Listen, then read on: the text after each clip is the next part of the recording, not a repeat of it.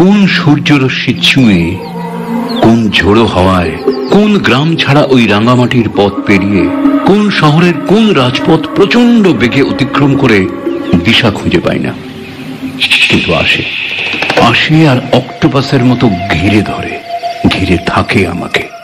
শুধু কি আমাকে না, তোমাদেরও প্রভাবিত করে নিশ্চয়ই। একটু গা ছমছমে পরিবেশ, একটা শিহরণের ছোঁয়া, একটা রুদ্ধশ্বাস, দম আটকানো পরিস্থিতি। যা কিছু দেখছি, যা কিছু ঘটছে চোখের সামনে, যা কিছু স্পষ্ট তা তো আছেই, আর যা যা ঘটছে, ঘটে চলেছে কিংবা ঘটবে অন্তরালে, তার হদিশ কে রাখে? অন্তরাল শব্দটার মধ্যেই কেমন যেন ঘনীভূত রহস্য। অন্তরাল শব্দটার শরীর জুড়ে যেন প্রহেলিকা। অন্তরাল মানেই আড়াল, আবডাল, অজানা, গোপন কিছু। তোমাদের নিশ্চয়ই মনে আছে, যারা এই মুহূর্তে 40-50-এর কোঠায়, তাদের তো মনে থাকবেই। আর যারা তার পরে, মানে মোটামুটি এই প্রজন্ম নামে যাদের পরিচয়, তাদের মনে নাও থাকতে পারে। তোমাদের মনে যাতে পড়ে সেজন্য মনে করিয়ে দিই, একটা সিনেমা হয়েছিল, বাংলা সিনেমা, খুব সম্ভব 60-এর দশকে। নাম তার অন্তরাল। না, আমি সিনেমাটা দেখিনি, তবে একটা গান, মানে সেই সিনেমারই গান, সেই ছোট্টবেলা থেকে আমাকে রেগুলার হন্ট করে। গানের শরীর জুড়ে সাসপেন্সের হাতছানি, অসম্ভব সুরেলা গান, তবু গা ছমছমে একটা ভাব তাকে জড়িয়ে আছে আষ্টে পৃষ্ঠে। এমন একটা গান আগে তোমাদের শোনাই, তারপর আসছি আজকের গল্পে। ঘটনাচক্রে আজকের গল্পের নামও অন্তরাল। না না না, সেই সিনেমার কাহিনীর সঙ্গে আজকের গল্পের কোনো যোগসূত্র নেই, শুধু নামটাই যা এক। সে যাক, গানটা তো আগে শোনো, শ্যামল মিত্রের নিজের সুরে গাওয়া অন্তরাল। গল্পটা কদিন আগেই আমি পড়লাম। প্রথম কটা প্যারাগ্রাফ বেশ ইন্টারেস্টিং, পড়ে ভাল লাগলো। মনে হলো ঠিক আছে থাক, পরে বেশ ভালো করে পড়তে হবে। পাতা উল্টাচ্ছি, গল্প শেষ। হঠাৎই চোখ পড়লো গল্পের শেষ লাইনে। চমকে উঠলাম, কি ভাই! বিশ্বাস করো আর পারলাম না। পরে পড়ার বাসনা মুলতুবি রেখে সঙ্গে সঙ্গে শুরু করে দিলাম। কালী কিঙ্কর কর্মকার। আমি জীবনের আগে তার লেখা আর কোনো গল্প পড়িনি, এই প্রথম। তাতে কি মনে হলো, জীবনের গল্প বোধহয় এইভাবেই শুরু হয়, মানে হতেই পারে। আর শেষ যে এমনও হতে পারে কে জানতো। না, আর মগডাল থেকে সাসপেন্সের লাট্টু দুলিয়ে কোনো লাভ নেই। চলো শুরু করা যাক কালী কিঙ্কর কর্মকারের রহস্য কাহিনী অন্তরাল।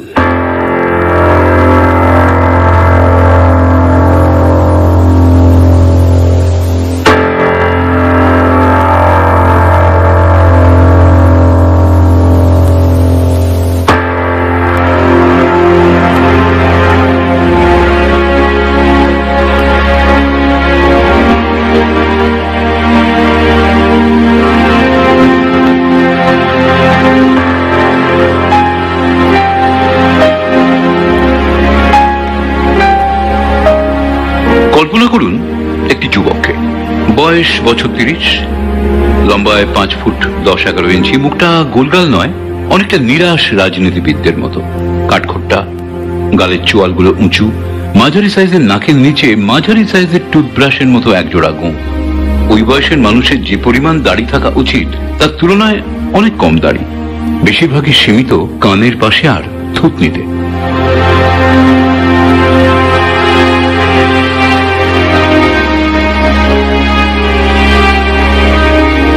চেহারাটা তার কোনো চিত্রতারকার মতো নয়, অথচ তার স্বাস্থ্যটা যে একেবারেই একটা তাচ্ছিল্যের তাও বলতে পারি না। তাকে সব রকম পোশাকই মানায়। কখনো সে যদি চোস ড্রেন পাইপ প্যান্ট আর চকরা বকরা হাওয়াই শার্ট গায়ে দিয়ে, সাদা নাগরাই পায়ে, চোখে গগলস লাগিয়ে, হাতে লোহার বালা পরে, ঠোঁটে চারমিনার ঝুলিয়ে কোনো সিনেমা হলের সামনে দাঁড়িয়ে থাকে, আর সেদিনটা যদি হয় শনিবার, এবং আপনার যদি ওই সিনেমাটা দেখার খুব ইচ্ছে থাকে, কিন্তু আপনি যদি দেখেন যে সামনের কাউন্টারে কোনো টিকিট পাওয়া যাচ্ছে না, তখন হয়তো আপনি ওর কাছেই এগিয়ে যাবেন আর গলার স্বরটা যতটা সম্ভব নিচু করে জিজ্ঞেস করবেন, দাদা, ও দাদা, টিকিট আছে?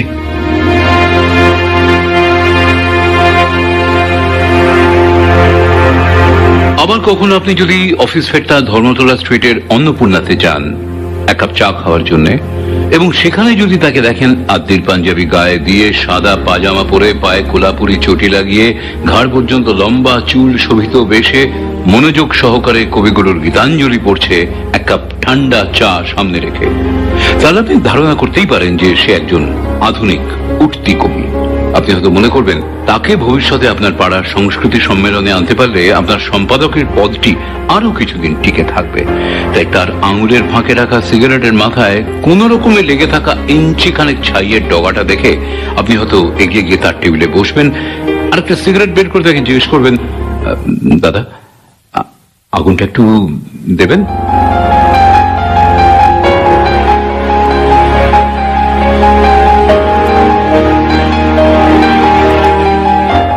আবার এমনও হতে পারে যে ও হয়তো সকালে একটা ধুতি পরে, গলায় পৈতে লাগিয়ে, খালি গায়ে খালি পায়ে, কপালে সিঁদুরের ফোঁটা দিয়ে, হাতে একসাজি ফুল নিয়ে শ্যামবাজার কালীবাড়ির দিক দিয়ে আসছে, আর আপনি তখন আপনার গিন্নির তাগিদে রাস্তায় দাঁড়িয়ে পুরোহিত ধরার জন্য, বাড়িতে বারের পুজোর জন্য।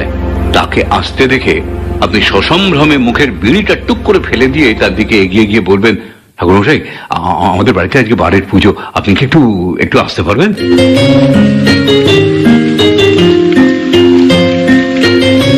অনেক তো শুনলেন যুবকটির কথা। এবারে আমার বর্ণিত কাঠামোর উপরে আপনার কল্পনা তুলিতে রঞ্জিত এই মানুষটির একটা ভালো মানানসই নাম তাহলে দেওয়া যাক। ধরুন নৃপতি নারায়ণ নস্কর।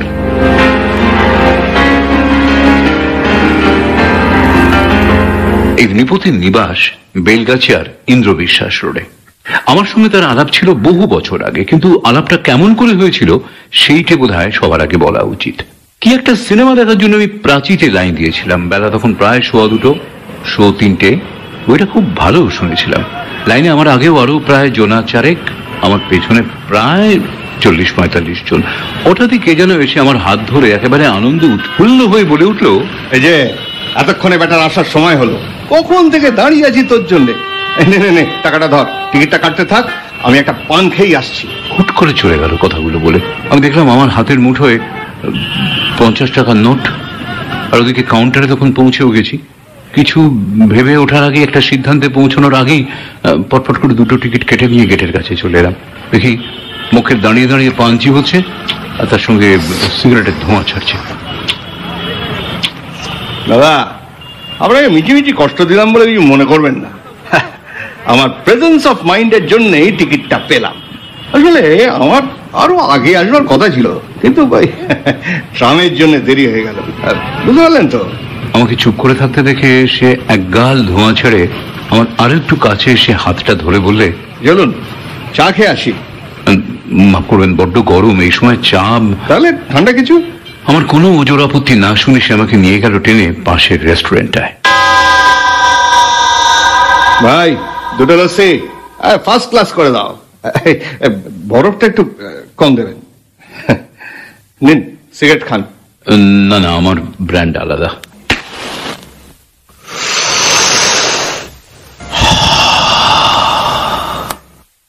আমার নাম নৃপতি নারায়ণ নস্কর। আপনি? আমি সন্তোষ মিত্র, আমি বাগবাজারে থাকি। আরে বাগবাজার! আপনি তো আমার প্রতিবেশী মশাই। আমি বেলগাছিয়ায় থাকি। তো তা কোথায় চাকরি করেন? ওই এক মারোয়ারি অফিসে। আমি একটু অনিচ্ছা সত্ত্বেই মিথ্যে করে বললাম, কারণ কেউ আমাকে ওই প্রশ্ন করলেই আমি ভীষণ খেপে যাই। ভালো ভালো, আপনাদের বাধা ধরা সময়ের কাজ, আমাদের মতো না।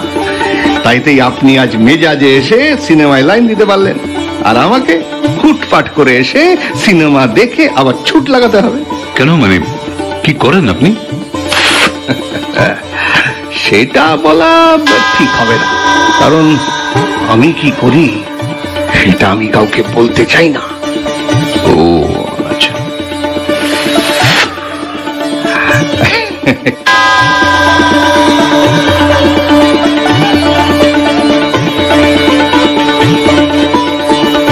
কিছুক্ষণ আমরা দুজনেই চুপচাপ। লস্যিও অনেকক্ষণ এসে গিয়েছিল, খাচ্ছিলাম।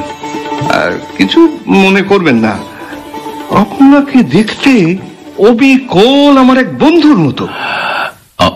আপনার বন্ধুর মতো দেখতে আমাকে? হ্যাঁ, তার গল্প শুনবেন? বলুন।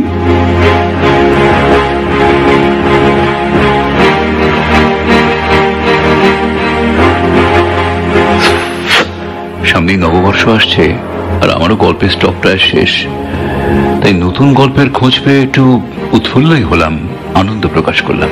বলুন। তার নাম ছিল বেনি মাধব মুখার্জি। আমাদের বাড়ির দোতলায় থাকতো। ছেলেবেলা থেকে তার সঙ্গে আমার খুব বন্ধুত্ব। বেনুর মা ওকে পার্কে নিয়ে যেতেন, আমিও যেতাম তাদের সঙ্গে। বুঝলেন, ছোটবেলায় আমি মেয়েদের পোশাক পরতাম। আমার মায়ের ইচ্ছে ছিল যে তার একটি কন্যা সন্তান যেন হয়, কিন্তু ভগবান তা চাননি। তাই আমার মায়ের গর্ভে পরপর 4টি ছেলে আসে। আমি ছিলাম সবার ছোট, সুতরাং মা আমাকে মেয়ের পোশাক পরিয়ে মেয়ের অভাব ভুলতে চেষ্টা করতেন। আবার বাবা ছিলেন ডাক্তার। ও আচ্ছা।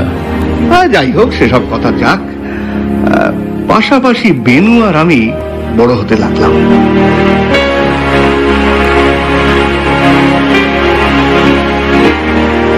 কিন্তু একদিন বাবা অ্যাক্সিডেন্টে তার একটা চোখ হারালেন। ওহো। হ্যাঁ, তারপর আস্তে আস্তে আমাদের অবস্থা খারাপ হতে লাগলো। আর ওদিকে যত আমরা বড় হতে লাগলাম, ততই আমাদের মধ্যে দূরত্বটা বাড়তে লাগলো।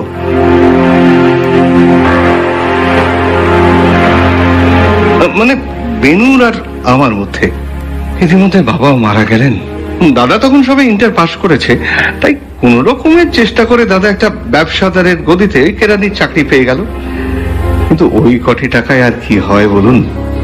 তাই মাও সাহায্য করতে লাগলেন। জামা কাপড় বাড়িতে সেলাই করে সেগুলো নিয়ে গিয়ে শ্যামবাজার, হাতিবাগানের বড় বড় দোকানে বিক্রি করতে লাগলেন। ওইভাবেই আমাদের সংসারটা বেঁচে গেল।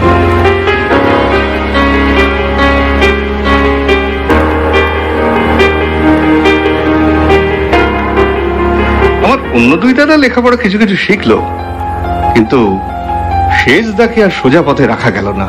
খারাপ ছেলেদের সঙ্গে মিশে সে উচ্ছন্নে গেল। 2বার পুলিশের হাতে প্রায় ধরা পড়েছিল, কিন্তু তারপরে আর পারল না। বাগবাজারের পুজোর ভিড়ের মধ্যে একজনের পকেট কাটতে গিয়ে আর পালাবার পথ পেল না। আমি মোটামুটি লেখাপড়ায় ভালোই ছিলাম, তাই স্কুল পাশ করে কলেজে ঢুকলাম। ইন্টারটাও পাশ করলাম বিদ্যাসাগর থেকে। কিন্তু তারপরেই হলো গন্ডগোল।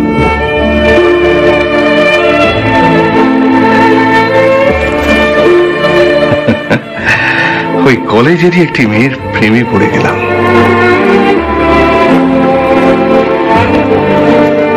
সে তখন ইন্টারে ঢুকেছে, হাতে পয়সা নেই, অথচ প্রেম করছি। পরিস্থিতিটা যে কত হাস্যকর তা আপনাকে বোঝাতে পারবো না, কিন্তু তবুও আমাদের প্রেমটা টিকে রইল প্রায় বছর 3।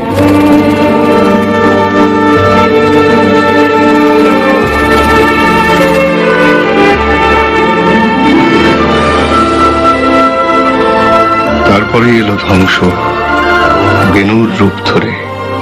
সেদিন সন্ধ্যার আমি দুজনে বহুদিন পরে সিনেমা দেখতে গিয়েছিলাম, আর সেখানেই বেনুর সঙ্গে দেখা।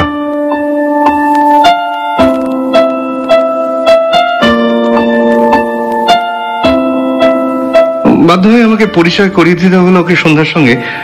আমার নিজেরও কেমন অস্বস্তি লাগছিল। বেনুর দামি পোশাক আর ফিটফাট চেহারা দেখে সন্ধ্যা প্রায় সম্মোহিত। সিনেমা শেষে বেনু জোর করে আমাদের নিয়ে গেল রেস্টুরেন্টে। সেখানে রকমারি খাবার দাবার খাওয়ালো আমাদের। বিল হলো প্রায় 1200 টাকা। যেন বলির পাঁঠার গলায় খাড়া পড়বার আগে তার অতৃপ্ত বাসনা পূর্ণ হলো।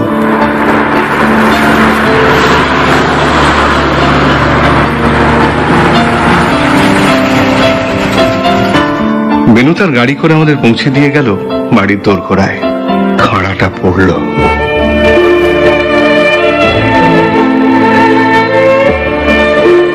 এই ঘটনার কিছুদিন পরে টের পেলাম সন্ধ্যাও আস্তে আস্তে দূরে সরে যাচ্ছে। আগে গঙ্গার ধারে যাওয়ার কথা বললেই কি আনন্দ করতো সন্ধ্যা, কিন্তু গঙ্গার হাওয়া আর তার ভালো লাগছিল না।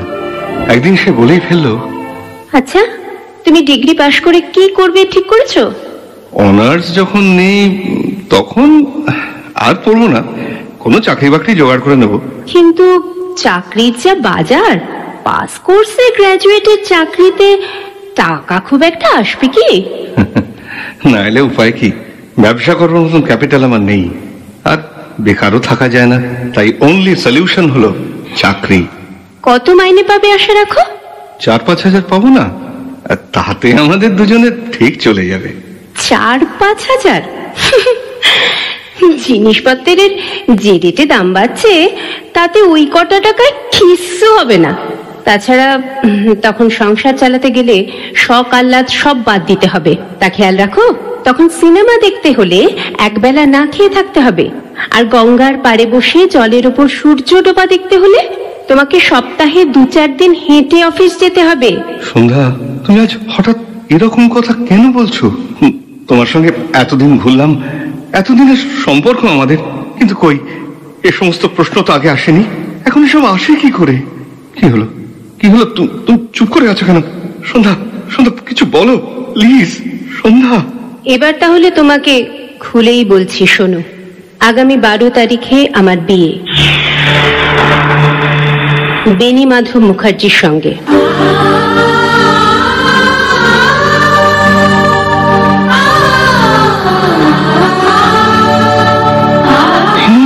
হ্যাঁ, আমি তোমাকে কখনো যদি কোনো আশা দিয়ে থাকি তার জন্য সত্যি আমি দুঃখিত। তাছাড়া আমি জাস্ট পারতাম না তোমার সঙ্গে সংসার করতে, মিছিমিছি আমাদের দুটো জীবনই নষ্ট হয়ে যেত। তুমি যেভাবে বেঁচে থাকার ছবি এঁকেছো সেটা আমি ভাবতেই পারি না। জল আর হাওয়া খেয়ে বেঁচে থাকার কথা গড়ের মাঠে বসে প্রেমের গল্প করার সময় বলতে খুব ভালো লাগে, শুনতেও লাগে চমৎকার, কিন্তু জীবনে সেটা করা যায় না। আমাদের সম্পর্কটা আজ এখানেই শেষ করলাম। তবে তোমাকে একটা উপদেশ দিয়ে যাচ্ছি, অযাচিত মনে করো না। 4-5 হাজার টাকার চাকরি তুমি কি করে পাবে আমি জানি না, পেলেও ওই টাকার ভরসায় বিয়েটা দয়া করে করো না। আরেকটা জীবন নষ্ট করার কোনো অধিকার তোমার নেই। সন্ধ্যা উঠে চলে গেল। দেখলাম দূরে রাস্তার উপর বেনুর কালো মরিচটা দাঁড়িয়ে আছে।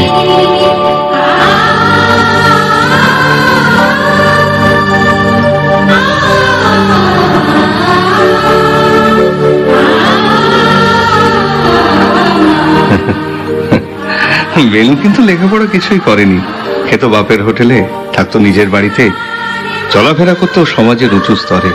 তাই তার সামনে আমার ডিগ্রি, আমার পিতৃ পরিচয় সবই ফুৎকারে উড়ে গেল। আমি পারবো কেন তার সঙ্গে প্রেমের প্রতিযোগিতায়? সে তার বউকে দিতে পারবে টাকা পয়সা, সমাজের অহংকার, গাড়ি বাড়ি, অফুরন্ত আনন্দ, কিন্তু আমি দিতে পারবো শুধু একটু স্নেহ, একটু ভালোবাসা। তাতে লেখাপড়া জানা মেয়েকে বশ করা যায় না। তাই ভেবে দেখলাম আমার মতন ছেলেদের প্রেমে পড়া উচিত নয়, বিশেষ করে কোনো শিক্ষিতার সঙ্গে। যাই হোক, বেনু সন্ধ্যাকে ছিনিয়ে নিয়ে গেল আমার কাছ থেকে।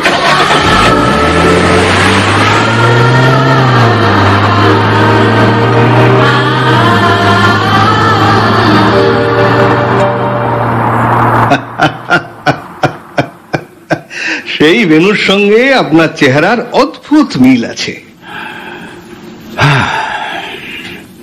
আমি একটা দীর্ঘ নিঃশ্বাস ফেললাম। ঘড়িতে দেখলাম 3টে বাজতে কয়েক মিনিট তখনও বাকি আছে।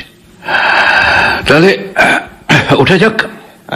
চলুন, সময় হয়ে এলো। নিপতি উঠলো, তারপর এগিয়ে গেল কাউন্টারে। সেখান থেকে 2টো মৌরি মুখে দিয়ে আমাকে বলল, আমি আসছি এখন সিগারেট কিনে, প্যাকেটটা শেষ। অবতার লস্যির বিলটা মেটাতে হলো আমাকেই। ভেবেছিলাম সিনেমা হল থেকে বেরিয়ে কলেজ স্ট্রিটে পাবলিশারের সঙ্গে দেখা করে বাড়ি ফিরবো, কিন্তু নিপতি বাদ সাধল। আমাকে জোর করে নিয়ে গেল ছোট একটা চায়ের দোকানে। সেখানে চা আর বেগুনি খাওয়ালো। তার সঙ্গে সঙ্গে সিনেমার সমালোচনা করতে করতে যখন আমরা শেষ পর্যন্ত উঠলাম তখন প্রায় 6টা বাজে। এসব করে দেখলাম যে পাবলিশারের কাছে গিয়ে এখন আর কোনো লাভ হবে না, কারণ এতক্ষণে তিনি বাড়ির দিকে পা বাড়িয়েছেন। তাই আমিও বাড়ি ফেরা স্থির করলাম।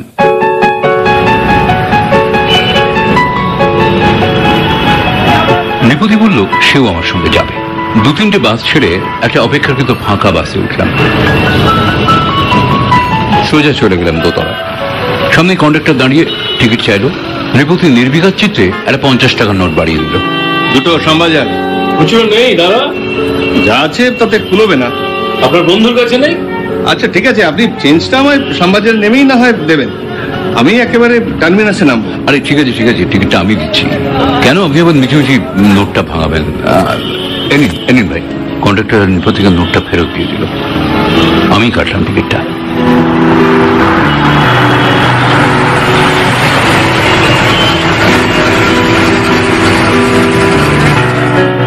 শ্যামবাজারে নেমে নৃপতি আমার সঙ্গে সঙ্গে আসতে লাগলো। সমানে এটা সেটা নিয়ে বকর বকর করতে লাগলো। আমি বাড়ি পৌঁছে তবে রেহাই পেলাম। যাওয়ার সময় নৃপতি ঘোষণা করে গেল, আবার দেখা হবে আশা করি। বেলগাছিয়া থেকে মাঝে সাঝে আসবো কিন্তু।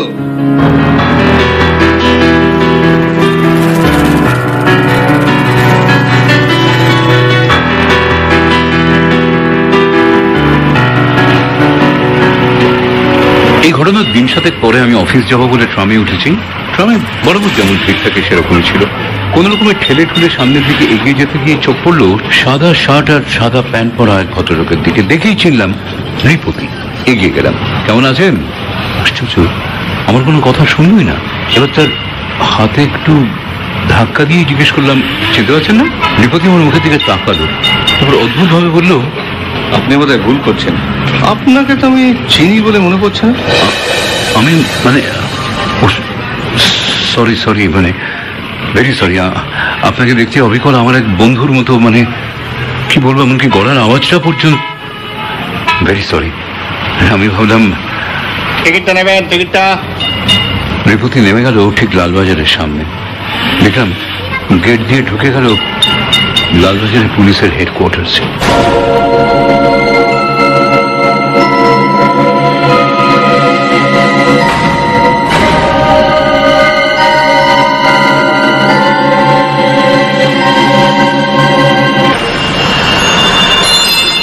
সেদিন সন্ধ্যাবেলা বাড়িতে ফিরে আমি তো অবাক। দেখি নৃপতি বাইরের ঘরে বসে আমার গিন্নির সঙ্গে বেশ আলাপ জমিয়ে ফেলেছে। তার সামনে একটা ছোট টেবিলে চা, মিষ্টি, সিঙ্গাড়া। দাদা কেমন আছেন বলুন। আমার সকালের দৃশ্যটা মনে পড়ে গেল। নৃপতি অম্লান বদনে স্বীকারোক্তি করলো সে আমাকে চেনে না। ভাবলাম কেন আমাকে মিথ্যে কথা বললো, কিন্তু নিজেই আমার কষ্ট লাঘব করলো নৃপতি। দাদা আমি এসেছি আপনার কাছে ক্ষমা চাইতে। কেন? ক্ষমা? ক্ষমা কিসের? ওই সকালের ঘটনাটার জন্য। ও, আমি তাহলে ঠিকই ধরেছিলাম। গিন্নি ইতিমধ্যে আমার জন্য এক কাপ চা নিয়ে এলো। আমি জামা কাপড় ছাড়তে ছাড়তে চায়ে চুমুক দিয়ে নৃপতির ব্যাখ্যা শুনলাম। কেন যে ওরকম করলাম তার উত্তর দিতেই আজকে এলাম আপনার কাছে। তাছাড়া আমার একটা অনুরোধও আছে। কি অনুরোধ? খুবই সামান্য অনুরোধ।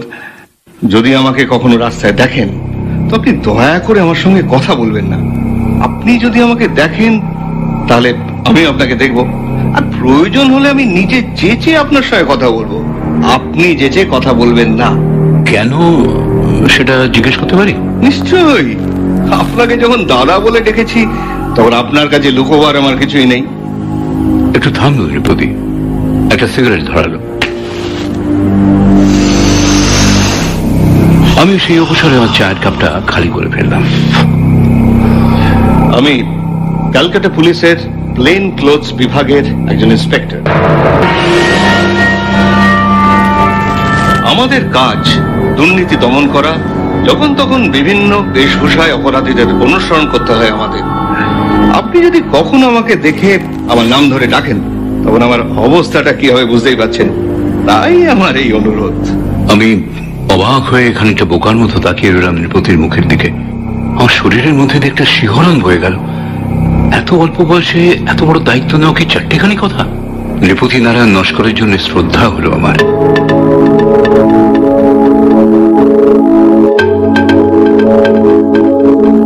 গিন্নিকে আরেকবার চা করতে বললাম। আচ্ছা, আপনার বয়স তো খুব একটা বেশি নয়, এর মধ্যেই ইন্সপেক্টর হয়ে গেছেন। আপনার উপরে ভাগ্যদেবী খুবই সুপ্রসন্ন বলতে হবে। হয়তো হবে, বাট নট ইন লাভ। সেখানে তো বলতে গেলে ল্যাংই খেলাম। ঠিক, আপনার জীবনের আরো গল্প বলুন শুনি। আমার জীবনের গল্প শুনবেন? ঠিক আছে।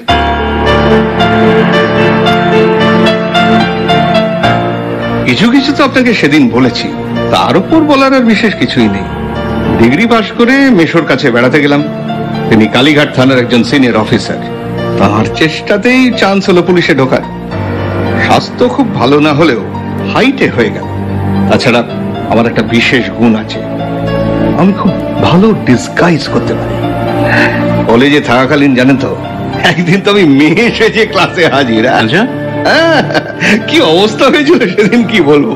আমার সব বন্ধুরা আমাকে সিনেমায় নিয়ে যেতে চায়, আর মেয়েগুলো সব হিংসে চলে যাচ্ছিল, স্পেশালি সন্ধ্যা। যাই হোক, সিলেকশন হয়ে গেলে পাঠিয়ে দিল ব্যারাকপুর পুলিশ ট্রেনিং স্কুলে। সেখানে অনেক কিছু শেখালো, অস্ত্র ব্যবহার করা, অপরাধীকে অনুসরণ করা, অপরাধীর মনোবিজ্ঞান ইত্যাদি আরো অনেক কিছু। ভালো নম্বর নিয়ে পাশ করে সাব ইন্সপেক্টর হিসেবে ঢুকলাম। একটা কেসও সলভ করলাম, ব্যাস আমার নাম হয়ে গেল। একদিন একটা স্মাগলার দলের পেছনে গেলাম, সেই বোম্বে পর্যন্ত একদম ধাওয়া করলাম। সেইখানে তাদের হাতে নাতে ধরিয়ে দিয়ে কলকাতা এসে জানতে পারলাম আমার প্রমোশন হয়েছে। এই পোস্টে কতদিন আছেন? এই মাস 6 হলো। পুলিশে ঢুকেছি পাক্কা 2.5 বছর। ও,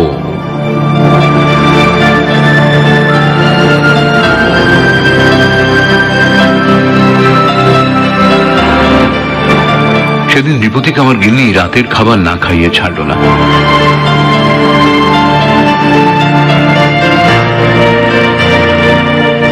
ও চলে যাওয়ার পর আমি সহধর্মিণীকে বললাম, ওই লোকটাকে চিনে রাখলে তো, পুলিশে চাকরি করে।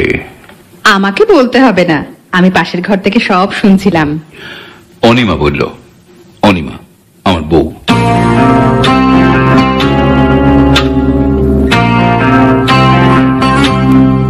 রাত তখন 8:30 বাজে। আমি গা হাত পা ধুয়ে খেয়ে দিয়ে শুয়ে পড়লাম। অনিমাও কিছুক্ষণের মধ্যে আলো নিভিয়ে দিয়ে শুতে এলো। তখনও 9টাও বাজেনি। আমাদের বিয়ে হয়েছিল বছর 5 আগে। পরের রোববার বেলা 10টা নাগাদ আমি বেরোচ্ছিলাম। অনিমা বলেছিল বিকেলে সিনেমা দেখতে যাবে, টিকিট কাটতে। নৃপতি এসে হাজির, হাতে দারিক ঘোষের এক বাক্স মিষ্টি। বৌদি, বৌদি, মিষ্টি নিয়ে এলাম, আরো আর একটা কেস সলভ করেছি। অনিমাকে ঢিপ করে একটা প্রণামী করে বসলো, তারপর বলল, এবার আশীর্বাদ করুন যেন আরো উপরে উঠতে পারি।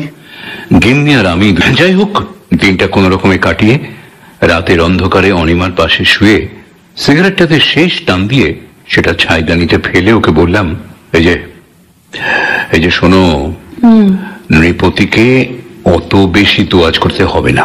কেন? তুমি তো সেদিন বললে। হ্যাঁ মানছি, আমি বলেছি, কিন্তু অত না, অত না। আমি তো ভাবলাম তুমি টাকার স্বার্থে বলছো। টাকার স্বার্থে মানে? তোমার ভাইয়ের চাকরির জন্য। আমি একেবারে আকাশ থেকে পড়লাম। উফ, এত ভালো আইডিয়াটা আমার মাথায় এলো না। প্রিয়তোষটা সেই কবে বিয়ে পাশ করে রাস্তায় রাস্তায় আড্ডা মেরে বেড়াচ্ছে। হ্যাঁ, নৃপতিকে বলা যেতেই পারে ওকে পুলিশে ঢুকিয়ে দেওয়ার জন্য। ও Anima, Anima, Anima, you are a darling, Anima, you are a darling. ও মা গো, খাটের উপর কি একটা উঠছে গো? এই কি উঠছে? কি আমি আমি অসভ্য।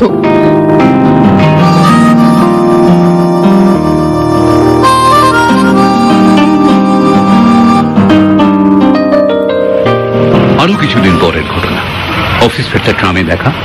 আগেরবারের মতো এবারেও আমাকে চিনল না, তবে আমার গা ঘেঁষে দাঁড়ালো। ট্রামটা যখন কলেজ স্ট্রিট ক্রসিং এ এলো, হঠাৎ আমার হাতে কি একটা গুঁজে দিয়ে কানে কানে বলল, এটা পকেটে রাখুন আর ঠনঠনিয়া স্টপেজে নেমে যান, আমি নামছি। আমি কিছু বলবার বা ভাববার কোনো সময় পেলাম না। যেমন যেমন বলেছিল, ঠনঠনিয়ার সামনে ট্রাম থেকে নেমে সামনের দোকান থেকে একটা সিগারেট নিলাম।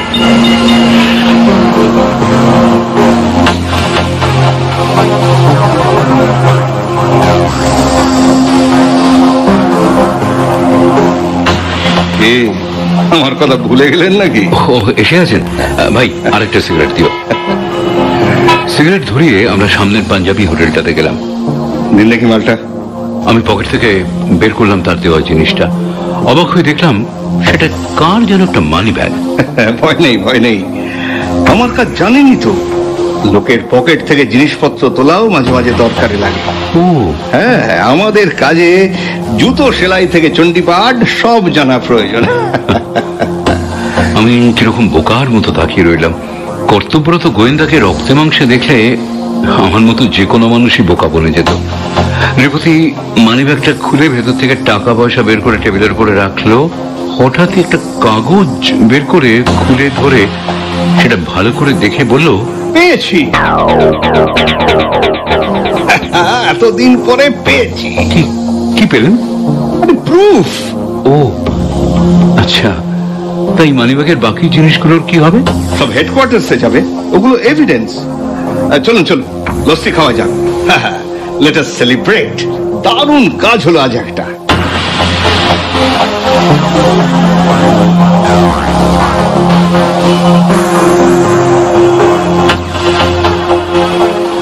রাত প্রায় 8:30টার সময় হাঁটতে হাঁটতে শ্যামবাজারের মোড়ে এলাম। ট্রামের জন্য দাঁড়িয়ে থাকতে থাকতে নৃপতি হঠাৎ বলে উঠলো, দাদা, ওই যে লোকটাকে দেখছেন? আরে ওই যে ফুটপাতে বইয়ের দোকানটার সামনে। কোনটা বলুন তো? আরে গেরুয়া রঙের পাঞ্জাবি পরে। হ্যাঁ হ্যাঁ হ্যাঁ, দেখলাম। ভদ্রলোককে চিনে রাখুন। কেন? উনি আমার ডিপার্টমেন্টের অফিসার, সুশান্ত মুখার্জি। ও আচ্ছা। দেখুন, আপনাকে বহুদিন ধরে একটা কথা বলবো করে মানে প্রায় ভাবছি, কিন্তু আর কিছুতেই বলা হয়ে উঠছে না। মানে বলুন। মানে ব্যাপারটা আমার ভাইকে নিয়ে। আসলে ওর খুলে বললে ভালো হতো না? মানে ওর একটা চাকরি করে দিতে হবে প্লিজ। এই কথা? আমি বললাম বুঝি কোনো সাংঘাতিক ব্যাপার ট্যাপারে জড়িয়ে পড়েছেন আপনার ভাই। না না না, আমার ভাই একটু যা হয় এই বয়সে একটু মাস্তান গোছের হলেও আইনের গণ্ডির বাইরে পা বাড়ায় না, বুদ্ধিশুদ্ধি একটু রাখে। আপনার ভাইয়ের কোয়ালিফিকেশনটা কি? এই তো গতবারে বিএ পাশ করেছে। স্বাস্থ্য কেমন, হাইটটা? আমার মনে হয় আপনাদের মিনিমাম যোগ্যতা যা সেটা ওর আছে, কিন্তু বুঝেনি তো এইসব লাইনে একটু জানাশোনা থাকলে তবেই চান্স পাওয়া সম্ভব। তা অবশ্য ভুল বলেননি। আমি আপনার কথা দিতে পারছি না, তবে চেষ্টা করে দেখব। কি করতে পারি জানাবো। যদি কোথাও 2-500 টাকা দেওয়ার দরকার পড়ে তার ব্যবস্থা না হয় করা যাবে। ঠিক আছে ঠিক আছে। যদিও আমরা দেশ থেকে অপরাধ নির্মূল করে দেওয়ার প্রাণ চেষ্টা করছি, তবুও আপনাকে বলতে নিজেরই লজ্জা হচ্ছে, আমাদের ডিপার্টমেন্টটাই সবচেয়ে করাপ্ট। ঘুষ ছাড়া এক গ্লাস জলও পাওয়া যায় না। সে শুধু আপনাদের ডিপার্টমেন্টে কেন, বলতে গেলে দেশের সর্বত্রই তো ওই একই পরিস্থিতি। নৃপতিও সে কথার কোনো জবাব দিল না। একটা ট্রাম আসছিল, হাত তুলে সেটাকে থামাবার নির্দেশ দিয়ে আমাকে বলল, তাহলে ওই কথাই রইল, আপনাকে খবর দেব।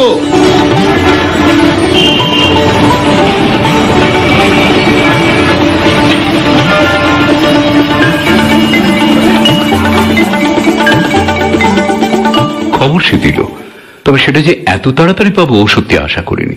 আমি জানতাম যে কলকাতায় চাকরির অভাব নেই। যারা বলে যে চাকরি পাওয়া যায় না, তারা হয় চাকরির জন্য চেষ্টা করেনি, নয়তো তাদের চাকরির দরকার পড়ে না। তাই যদি না হবে, তাহলে বহুদিন আগে বাঙালিরা দলাদলি ত্যাগ করে নিজেদের মধ্যে সমস্ত বিভেদ ভুলে এক হয়ে উঠত, জ্বালিয়ে পুড়িয়ে ছাড়খাড় করে দিত আমাদের এই ভারতবর্ষটাকে। যাই হোক, নৃপতি আমাকে খবর দিল আমার ভাই প্রিয়তোষের জন্য চাকরির খবর।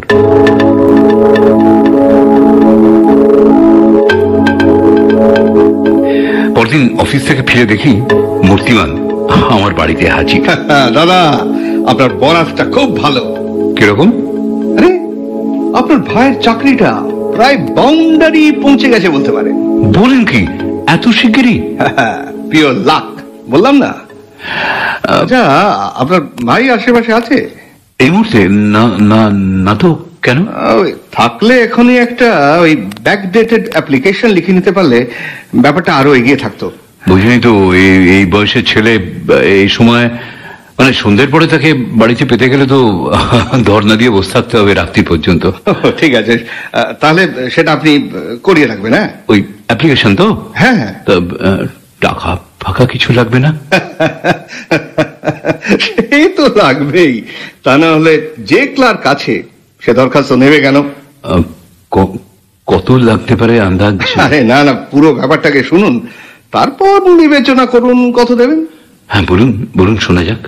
আমাদের ডিপার্টমেন্টে লোক নেওয়ার লাস্ট নোটিশ বেরোয় প্রায় মাস দেড়েক আগে। অনেকেই অ্যাপ্লাই করেছিল, তো প্রায় 2500 হবে। ওরে বাবা! হ্যাঁ, লোক নেবে মোট 36 জন। 36 জন? হ্যাঁ, সুতরাং অতগুলো দরখাস্ত থেকে খান 50 বাছাই করা হলো। তার ভেতর থেকে ওই 36 জনকে নেওয়া হবে। এখন ওই বাছাই করা অ্যাপ্লিকেন্টদের থেকে একজন অন্য জায়গায় চাকরি পেয়ে চলে গেছে কলকাতা ছেড়ে, আর একজন প্রেমে বিফল হয়ে আত্মহত্যা করেছে। এই যে ভ্যাকেন্সি দুটো হয়েছে, সে খবর দু একজন ছাড়া আর কেউ জানে না। তাই তারা ওই ভ্যাকেন্সি দুটোকে নিলাম করছে।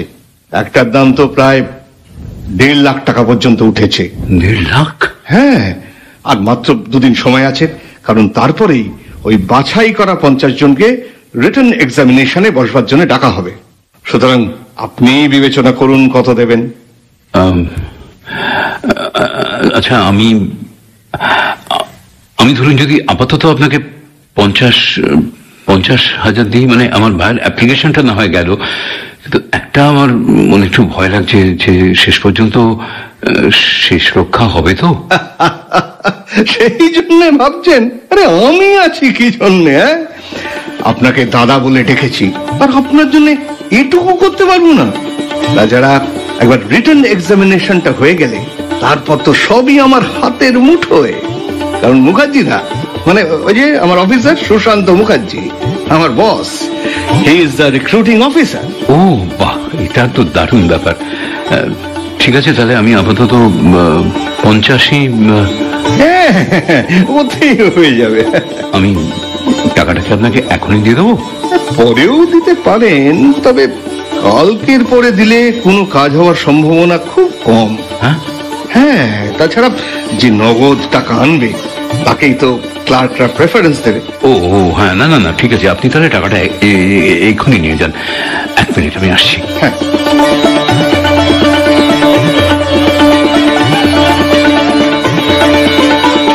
আমি ভেতরে গেলাম, অনিমার আলমারি খুলে টাকাটা নিয়ে আবার বাইরের ঘরে ফিরে এলাম।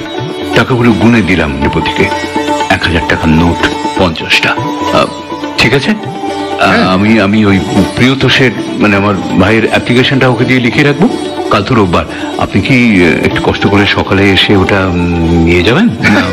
ঠিক আছে ঠিক আছে, তাহলে ওই কথাই রইল। আপনার ভাইয়ের জন্য আপনার আর চিন্তা করতে হবে না, আরে আমি আছি তো। আজ তাহলে উঠি? হ্যাঁ ঠিক আছে ঠিক আছে। হঠাৎই অনিমা ঘরে এসে হাজির। সে কি কথা, আপনি আজ খেয়ে যাবেন না? আজকে পেটটা ঠিক সুবিধের নয় বৌদি, আর একদিন এসে খাবো খন। হ্যাঁ, আমিও একটু ওজোর আপত্তি করলাম, কিন্তু নৃপতি কিছুতেই শুনল না। বিদায়।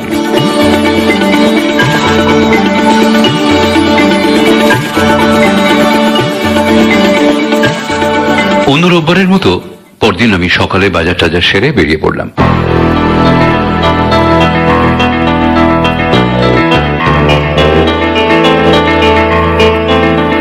নৃপতির জন্য কিছুক্ষণ অপেক্ষা করেছিলাম, কিন্তু নৃপতি এলো না।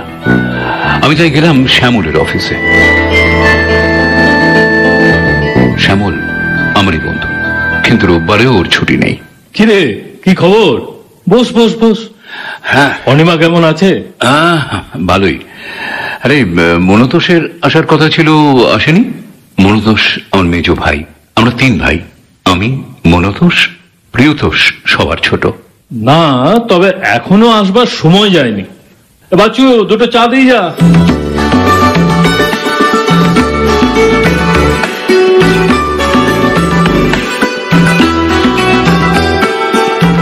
আমরা এটা সেটা নিয়ে গল্প করতে করতে চা এসে হাজির হলো।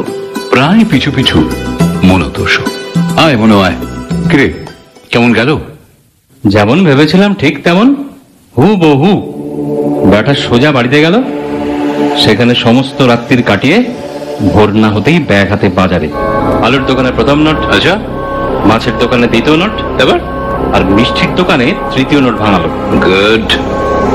তারপরেই তাকে অ্যাপ্রিহেন্ড করলাম। পকেটে আরো 2টো নোট পেলাম। বাড়িতে তেওয়ারিকে পাঠিয়েছিলাম, সেখানে বাকি নোটগুলোও ছিল। মক্কেল কোথায়? দ্বিবেদী নিয়ে আসছে। আর দলের বাকি লোকগুলো? খান্ডারবিহীন নৌকো কি হয় কখনো? কিছুক্ষণ সকলে একদম চুপ। ব্রেটলির বোলিং শুরু হওয়ার আগে ক্রিকেটের স্টেডিয়ামে যেরকম নিস্তব্ধতা ছেয়ে ফেলে সাংঘাতিক কিছু প্রতীক্ষায়, ঠিক সেই রকম নিস্তব্ধতা। ও, তোকে বলতে ভুলে গেছি দাদা, লোকটা কিন্তু সত্যিই গ্রাজুয়েট। আমার ধারণাও ঠিক তাই ছিল, না হলে ওই রকম একটা গল্প ফাঁদতে পারতো না। আধুনিক শিক্ষার ফল। জানি না দোষটা কার, সমাজের নাকি শিক্ষার। তোমার আর আমার মুখে ওইসব কথা সাজে না বস। দাদা, তোর প্ল্যানটা কিন্তু অপূর্ব ছিল। আমি না, প্রশংসাটা আসলে পুরোপুরি তোর বৌদির প্রাপ্য। নিজের অজান্তে ওই আমাকে প্ল্যানটা বাতলায়। হঠাৎই এবার খেলার নাম বাবাজি, চলো চলো। বাইরে একটা আওয়াজ পেলাম, ক্রমশ এগিয়ে আসছে। চলো চলো।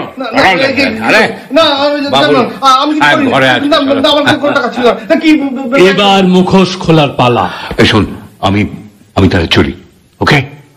দরজার আড়াল হতে শুনলাম কে যেন বলছে, স্যার স্যার একে বুক করুন, এর কাছে চোরাই টাকা পাওয়া গেছে স্যার। তাছাড়া লোককে ঠকানোর জন্য এর বিরুদ্ধে যথেষ্ট প্রমাণও আছে। মিথ্যা কথা, আমি জানি না আমার কাছে কি করে চোরাই টাকা এসছে।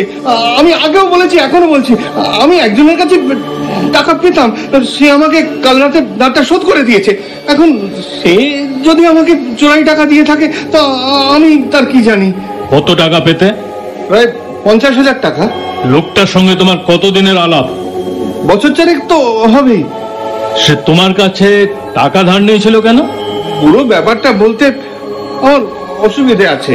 বেশ, বলতে হবে না, যতটা বলতে পারা যায় ততটাই বলো। আমার বন্ধুটা ভীষণ জুয়া খেলতো। লোকটা কি বিবাহিত? হ্যাঁ, তবে বউটা বড্ড খিটখিটে। বাড়িতে এক দঙ্গল ছেলেপুলে। কি কাজ করে? ওই কোন এক ব্যবসাদারের গদিতে খাতা লেখার কাজ করে। যেমন তোমার দাদা করতো? দাদা? না, আমার তো কোনো দাদা নেই। কিছুক্ষণ সব চুপচাপ। আমার কানে একটা দেশটাই জ্বালানোর আওয়াজ এলো। আমার ভাই মনতোষ খুব খুশি হলে চুরুট ধরায়। ঠিক চুরুটের গন্ধও পেলাম, বুঝলাম মনতোষ খুব খুশি হয়েছে। মনতোষ আমার ভাই, পুলিশে কাজ করে। আমার বন্ধু শ্যামলও। হঠাৎই মনতোষের গলা শুনতে পেলাম আবার। আচ্ছা, ওই লোকটির নাম ধাম কিছু জানো? হ্যাঁ, নিশ্চয়ই। যদি তাকে এখানে হাজির করানো হয় তাহলে তাকে বলতে পারবে তো এই কথাগুলো? আলবাত, সত্যের জয় সব জায়গায়। তাই নাকি?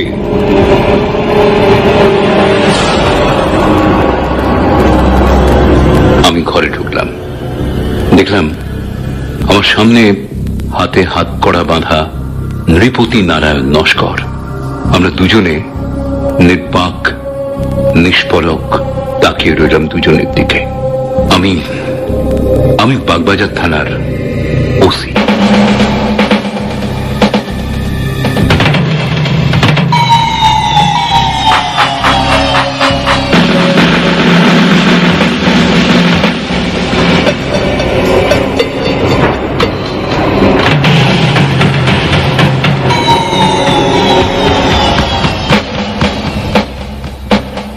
কি বলো? কোথাকার জল কোথায় গিয়ে দাঁড়ালো দেখলে? কোথাকার জল কোথায় গিয়ে দাঁড়ালো? অন্তরালকে প্রকাশ্যে নিয়ে এলো কারা আজ জানতে চাও? চলো শুনে নাও।